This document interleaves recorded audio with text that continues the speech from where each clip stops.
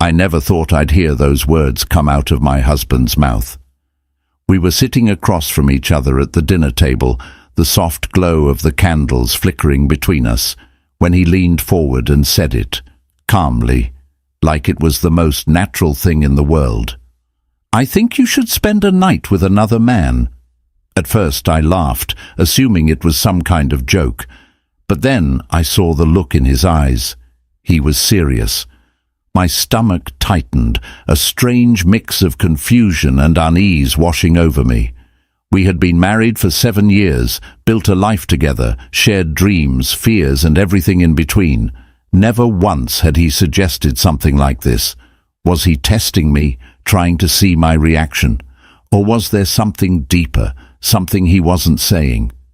I searched his face for answers, but he just sat there, waiting for me to respond. "Why would you say that?" My voice barely rose above a whisper. He sighed, running a hand through his hair. "I just think it could be good for us. Good for you." His words were careful, measured, but they didn't make any sense. Good for us? How? My mind raced with possibilities. Was this his way of telling me he was unhappy? That he wanted something, or someone, else? Or was there another reason, something I hadn't considered? The air between us felt heavy, thick with unspoken words. I pushed my plate aside, suddenly losing my appetite. "You need to explain, because right now this sounds insane." His expression softened, but there was something guarded in his eyes. "It's just one night. No strings, no expectations. I just want to see what happens. See what happens." My heart pounded. This wasn't the man I thought I knew. He had always been protective, sometimes even a little jealous. Now he was offering me to someone else like it was some kind of experiment. The room felt smaller, the walls closing in. My mind reeled with questions, doubts, and worst of all, curiosity. A part of me wanted to push back, to refuse outright. But another part, a quieter voice inside me, whispered something different. What if I said yes? What if I went through with it? I should have been angry, disgusted even, and yet deep down I realized something I wasn't ready to admit. I wasn't just shocked by his request, I was afraid of what it might uncover. I stared at him, waiting for him to say something, anything that would make this make sense, but he just sat there, calm, like he hadn't just shattered my understanding of our marriage. My mind kept circling back to the same question. Why? We had been together for so long. We had built a routine, a rhythm, a life that felt secure. Sure, things weren't perfect, but no marriage was. There had been arguments, moments of distance, and times when we both felt like we were just going through the motions. But I had never once considered that he would ask for something like this. "Are you unhappy?" I finally asked, my voice quieter than I intended. His eyes met mine, and for the first time I saw hesitation. "No," he said, but it didn't sound convincing. "It's not about that. I want to see what it would be like, how it would change things." Change things. Those words lingered in the air between us. He wanted change, but why? Was he bored? Did he feel trapped? Or was this some kind of secret he had been keeping from me, something he had been thinking about for a long time? I felt a strange mix of emotions, anger, confusion, even a flicker of hurt. I had always trusted him, believed that no matter what happened, we were in this together. But now I wasn't so sure. "What if I say no?" I asked, testing him. He exhaled, rubbing his temples. "Then we don't do it. I'm not forcing you. I want you to think about it. Think about it." As if it were as simple as choosing a new restaurant to try or deciding on a vacation spot. But this wasn't something small. This was our marriage. I got up from the table, suddenly needing space. The room felt too small, too suffocating. As I walked toward the kitchen, I caught a glimpse of my reflection in the window.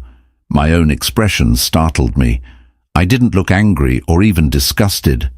I looked uncertain, and that terrified me the most. That night, I lay in bed staring at the ceiling, my husband's words looping in my mind. Every explanation I came up with didn't sit right. Was he testing me? Did he want me to say yes? Or worse, was he hoping I'd refuse so he could justify something he had already done? I turned onto my side, watching him sleep. He looked peaceful, as if nothing had changed, but for me, everything had. I thought about the past year, how he had been more distant, how our conversations had become predictable. Had I missed the signs? Maybe he had been feeling this way for a long time and just didn't know how to say it. Then another thought hit me. What if this wasn't just about him? What if he believed I was the one who needed something different? A spark, a change, something to make me feel alive again. I hated to admit it, but a small part of me wondered what it would be like. Not because I wanted to betray him, but because deep down I had been feeling the same dullness he was trying so hard to fix. The next day, I went through the motions: coffee, work, dinner, acting as if everything was normal, but it wasn't. I caught myself watching him closely, searching for something, anything, that would reveal his true intentions. He, on the other hand, acted as if nothing had happened. I wanted to bring it up again, to demand answers, but I hesitated. If I did, I'd be forced to admit something to myself, something I wasn't ready to face, because the truth was, I didn't know if I was more afraid of saying yes or of saying no. Days passed, but the question never left my mind. My husband didn't bring it up again, and I didn't ask. But the silence between us spoke louder than words. Every time he looked at me, I wondered if he was waiting for an answer, and every time I looked at him, I questioned if I even wanted to give one. One evening, as we sat on the couch watching a show neither of us was really paying attention to, I finally broke the silence. "Did you mean it?" My voice was steady, but inside, my heart pounded. He muted the TV and turned to me. I did. No hesitation, no second guessing, just a quiet certainty that sent a chill down my spine. "Why?" I asked again, even though I wasn't sure I wanted to hear the answer. He sighed, running a hand over his face. "I just feel like something's missing." The words cut deeper than I expected. Something was missing, and he thought this was the way to fix it. "What if I say yes?" I pushed, watching his face closely. A flicker of something crossed his expression. Relief, curiosity, fear. Then we see where it takes us. His answer made my stomach turn. This wasn't just about me. This was about him too, about us, about whatever cracks had been forming in our marriage long before this conversation. I took a deep breath, my hands gripping the fabric of my sweater. "And if I say no?" For the first time he hesitated. Then, softly, he said, "Then maybe we need to ask ourselves if we're really happy." The air in the room felt thick, suffocating, because in that moment I realized this wasn't just about one night. It was about everything we had built and everything we stood to lose. Зрение, затем его голос, гладкий и знакомый. "Hey, it's been a while." I felt my husband's eyes on me, and for a second I almost ended the call. But I didn't. Instead, I stood up, stepping into the next room, as if that small distance would somehow change what was happening. "Yeah," I said quietly. "It has." The air between us crackled with unspoken history. I knew I should ask why he was calling, why now, after all this time. But deep down, I already knew. And as my husband sat in the living room, watching me disappear behind the door, I could feel the ground beneath us shifting, because this wasn't just about his request anymore. It was about what I was going to do next. I closed the door behind me, gripping the phone tighter. "Why are you calling, Dylan?" My voice was steady, but my heart raced. He hesitated. "I don't know. A breath. "I saw something today that reminded me of you, and I guess I started thinking." I glanced back toward the living room, where my husband still sat, unmoving. The weight of our last conversation pressed against me, and suddenly the air in the room felt too thick. "Thinking about what?" I asked, though I already knew. He let out a small laugh, one that held a hint of sadness. "About how things ended, about what could have been, about whether you're happy." That last part hit like a punch to the stomach. "I don't know," I admitted before I could stop myself. It was the first honest thing I had said in days. Silence stretched between us, heavy and full of possibilities. But then, just as quickly, reality slammed back into place. "I shouldn't be talking to you," I whispered. Dylan's voice was soft. "Then why did you pick up?" I didn't have an answer, or maybe I did, and I just didn't want to say it out loud. Because the truth was, when my husband had asked me to be with another man, I had been horrified. But now, standing in this moment, I realized something even more unsettling. I wasn't afraid of the idea anymore. I was afraid of how easy it was to consider. I took a deep breath. "Goodbye, Dylan."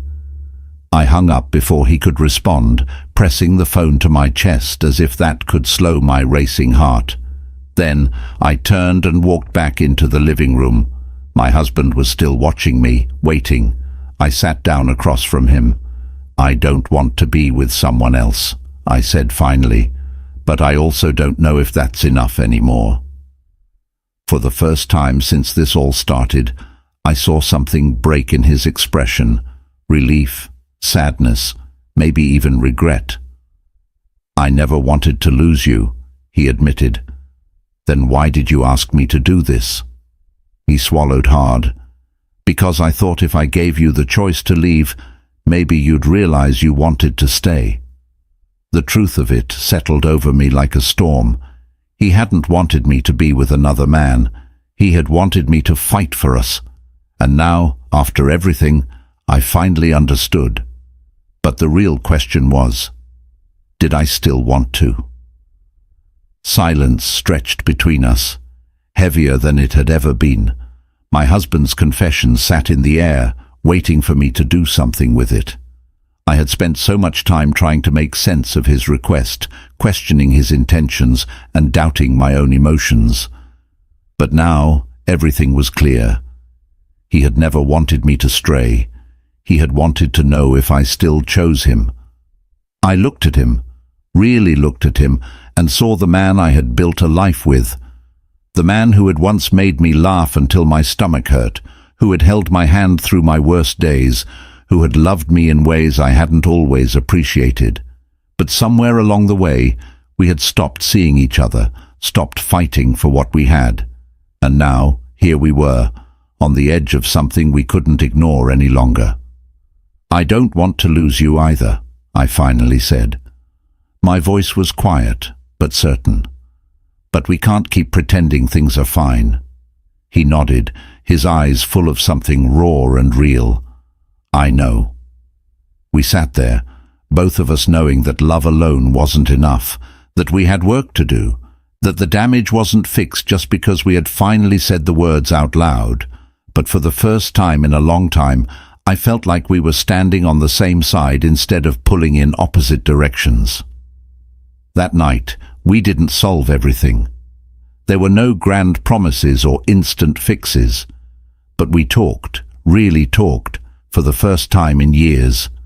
We laid it all out, the things we had been too afraid to say before, and by the time the sun started to rise, we both knew one thing for sure: we were willing to try. As I lay in bed, staring at the ceiling, I thought about Dylan, about the choice I never made, about the version of my life that could have existed if I had let myself wander. But I didn't regret walking away, because in the end, this wasn't about him. It wasn't even about my husband's strange request. It was about us, about whether we were strong enough to rebuild something that had almost slipped away. And for the first time in a long time, I believed that maybe we were.